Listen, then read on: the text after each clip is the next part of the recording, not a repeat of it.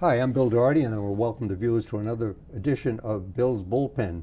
Bill's Bullpen is a program that essentially is designed to bring people up to an awareness of what's going on in the local community. And today I have as my guest Sheriff Buckley from our, how shall I call it, a correctional facility? Barnstable County Sheriff's Office. Oh, the office, okay. Now, one of the things that I think that people have is not necessarily a clear idea as to what the Barnstable County Sheriff does on a day-to-day basis, and I thought we might chat a little bit about that. Well, thank you for having me. You're welcome. I'm always interested in providing information to the community about the Sheriff's Office. One of the things that was interesting during the campaign, because I took office 2 years ago, was that a lot of people didn't know what the Sheriff's Office did and what the Sheriff's role was.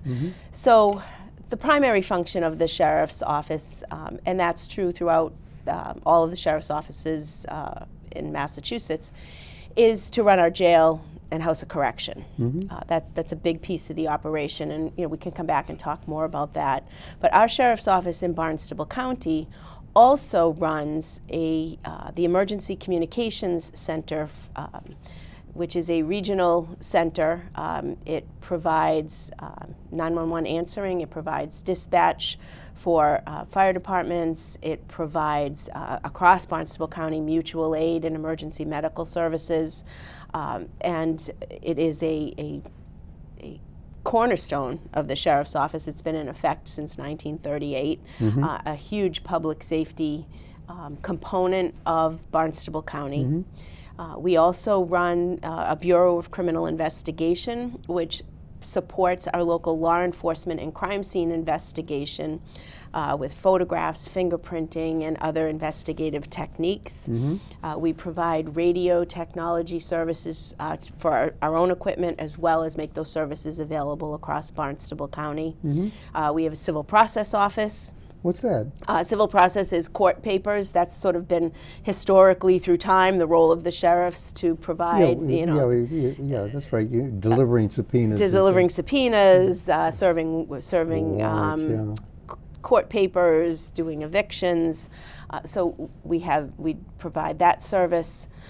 We also are a significant presence in the law enforcement public safety space with an effort to supplement the work of our municipal police departments.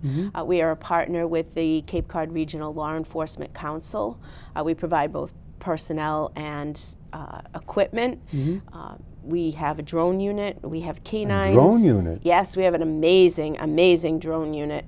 Canines, we have members who are part of the search and rescue teams, hostage negotiations. We provide support for the SWAT teams. We have the regional command center. If you go to any of the bigger events in Barnstable County, you'll see the Sheriff's Office there working side by side with our municipal partners. At one point, the sheriff ran something called a ranch over in Dennis. Do you still have that? I wish we did, but actually I don't know how long ago that. Remember, I'm an old guy. Yeah, it was, because when I came to the Sheriff's Office in 2018, we did not have that. Okay. But yeah, there was a youth ranch. But we are working in the youth space. That's another piece of what the Sheriff's Office does. We've been running a summer youth academy. Sort of my philosophy is the best way to cut down on recidivism is if people never come to us in the first place. Amen. So if we can support our youth, so we've been doing the Summer Youth Academy, and actually starting last year, we expanded that. So during the February and school vacations, we're also running 1 week academies. Really? And public service announcement here, but we have one that's going to be running this February. It will be in Barnstable. It's called our Explorer program, Public Safety Explorer. So you can reach out to the Sheriff's Office, go on our website. There's more information about how to sign up. Kids 10 to 14, it's free.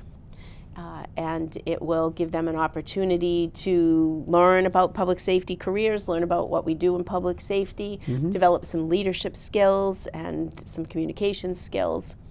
I think the impression that people have is that the people who work for you, and by the way, how many people do work for you? So all in, I think the staffing has run around 300. 300 jobs in Barnstable County. Yes. And by the way, I think they're pretty good jobs. They are amazing opportunities for people, and they are also one of the things that I am making sure that I do is help the public understand how important these jobs are and the commitment and sacrifice that is made by the people who step up to do this work, because it's largely unseen.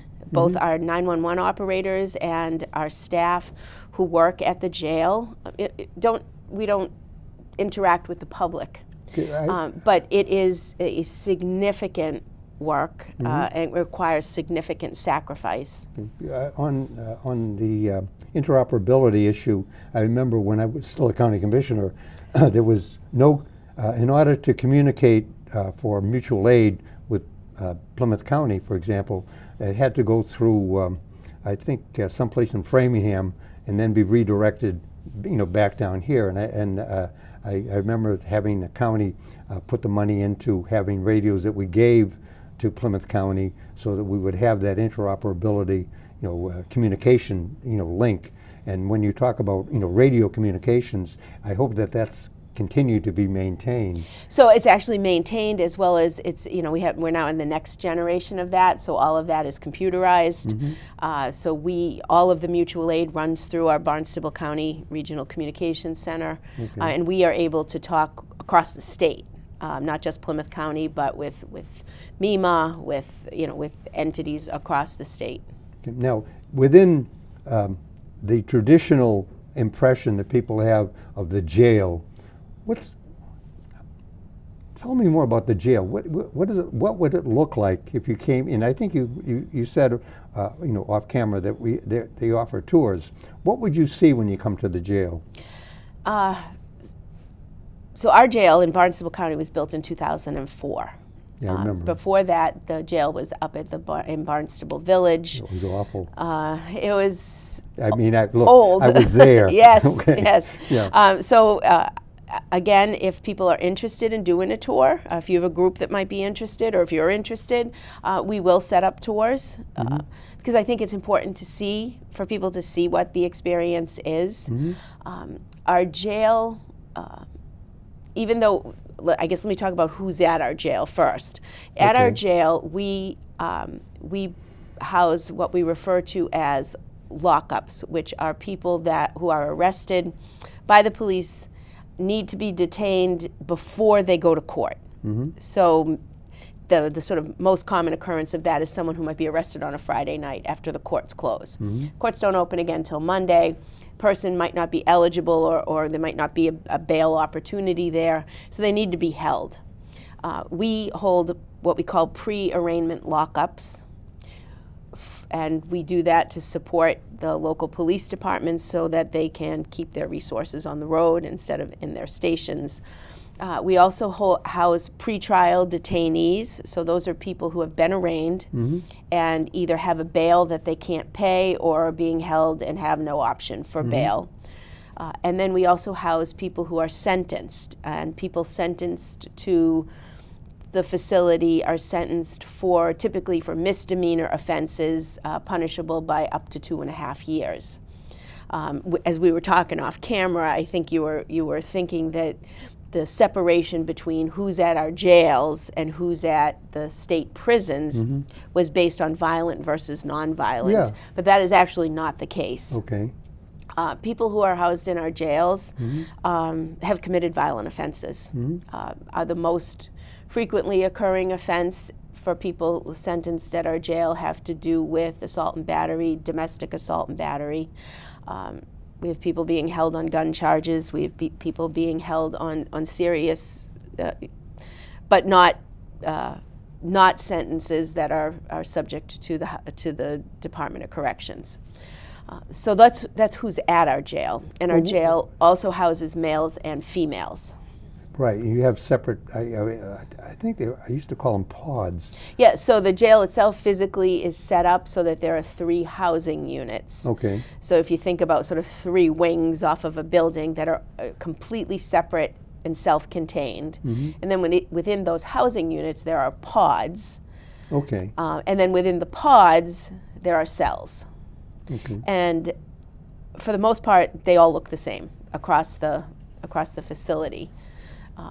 Well, one of the questions that had come up, because both my wife and I were involved with advocacy for the mentally ill at one point, was that there was a high preponderance of what we would call dual diagnosed folks that were at the facility. In other words, they were self-medicating with drugs, and that was one of the things that had to be addressed before somebody has to be stabilized before they can either go into the population of the of the facility or also be released. And I was wondering what kind of percentage of folks that are there, even though they're in addition to being violent offenders, they also have drug-related issues. Well, you know what, you sort of hit the nail on the head. What we are seeing in the criminal justice system today are people who have committed crimes and need to be held accountable for those crimes. And at the same time, they're dealing with addiction and mental health issues, and a lot of times both. A lot of times they have both. I have realized over these last couple of years that we are essentially running a medical and mental health and addiction treatment facility. Indeed, you have been for many years. Yes, and the people coming to us are getting sicker and sicker. So when I talk about the fact that the most common offense might be assault and battery or assault and battery domestic, that person is also bringing to the table addiction and mental health issues. So if we're all about public safety and cutting back on recidivism and keeping people out of the justice system and out of jail once they've done their time, then you have to treat those things. Because releasing someone without providing pathways to treatment pretty much assures that they're going to revert to the conduct that got them in there in the first place. So I have prioritized within the jail for everyone, pretrial, sentenced, from the day someone comes in, we provide case management services, and we look to figure out what is this person going to need when they get out, whether it's a placement in a treatment facility, transportation, vocational counseling, job training, housing, medical care, mental health care, addiction treatment. There's a laundry list of assessments that we make, and then think about what's the plan. How are we going to set this person up for success? And the way that we look at that work is it's work that we start the day someone comes in. But they may not be with us 5 years, 10 years to be able to address all of those concerns. What is the typical length of sentence? A typical length of sentence is around a year. Oh. So for us, the way that we want to be able to deliver this service is to create what I call a continuum. In other words, start the work while we have them, but in a way that connects with our providers in the community and connects with supports in the community so that there's a continuum of care once someone is released. Now, when you talk about a continuum of care and you talk about, let's say, organizations within the community, there's also, as I recall, at the old Barnstable County facility, there were halfway houses that were set up so that people would be put in there on pre-release. As Jim Cummins used to tell me, if they were behaving themselves, they got this opportunity. And that's one of the unfortunate downsides to our jail that we have now. So the jail was built in 2004, and it was intentionally designed to reflect a very different philosophy about incarceration than what we just talked about. The jail that we are in right now was built under the philosophy of tough on crime, punishment, warehousing. We don't have a pre-release center. Really? We don't have differences in the level of conditions of confinement in the physical facility itself. No, I was always aware of that. One of the biggest challenges we had, you know, it doesn't sound like much, but the facility wasn't designed to provide any outdoor recreation. Going outside. No, there isn't. So I often wondered about why you had so many bicycles. I can't speak to that because I haven't seen those since I've been sheriff. Okay. But one of the things that was important to us is to be able to give people the opportunity in a safe way to go outside.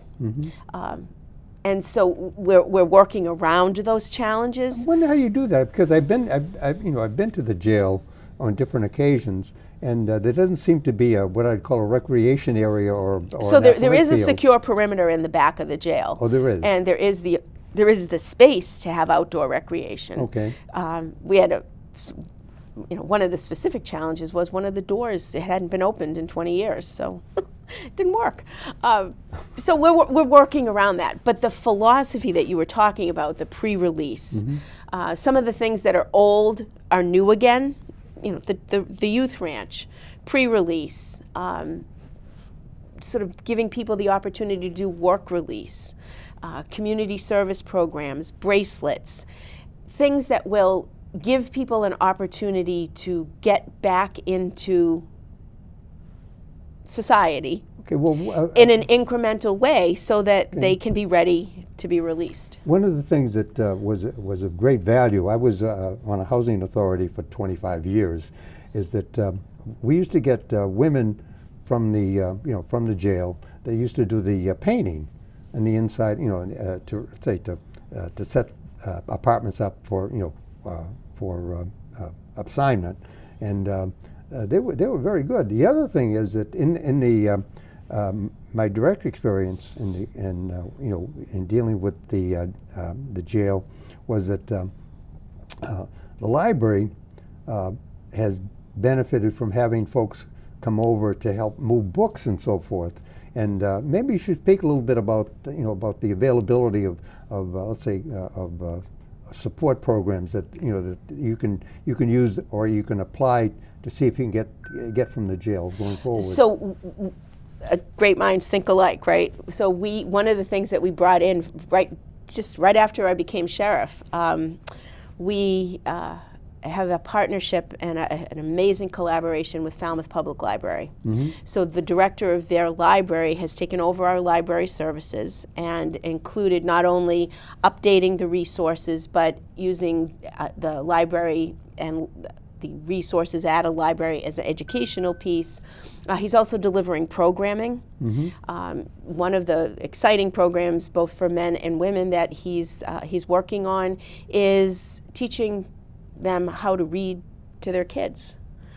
Parenting skills, which is part of all of the huge list of programming that we're offering. So we have a great relationship with Falmouth Public Library. On the community service side, we have put those crews back together. We have a crew that just finished actually painting the fire station in Buzzards Bay. We have crews out working in the horticultural and landscaping space.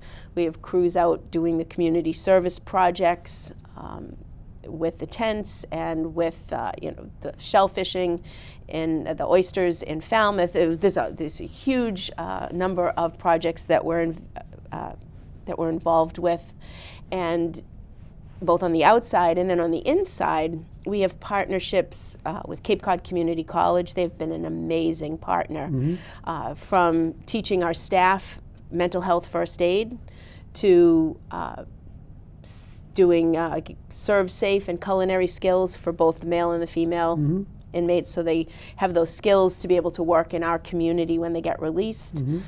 They have been working on developing college credit courses that people can start while they're incarcerated, so that the connection with the college is already there, so that they can continue to get credits and enroll while they're with us and continue that education when they leave, both through their college credits and their certificate programs.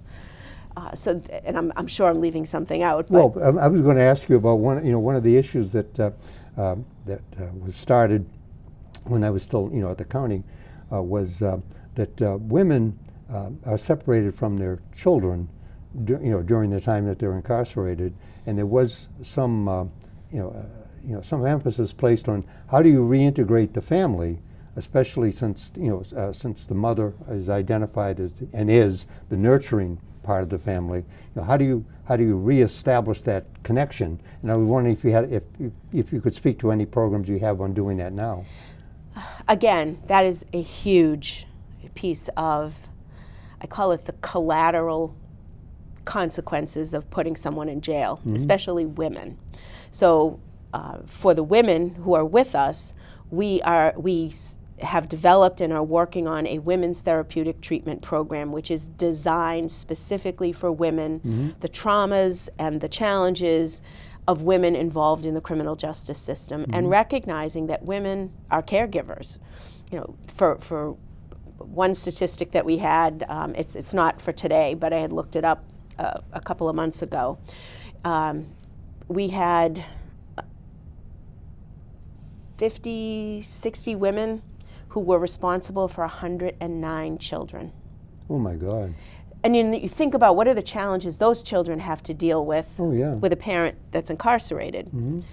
So we're working in-house, but we also started what we call a family support services. And as an intentional part of the work that we do, we connect with the family to be able to figure out what it is they need.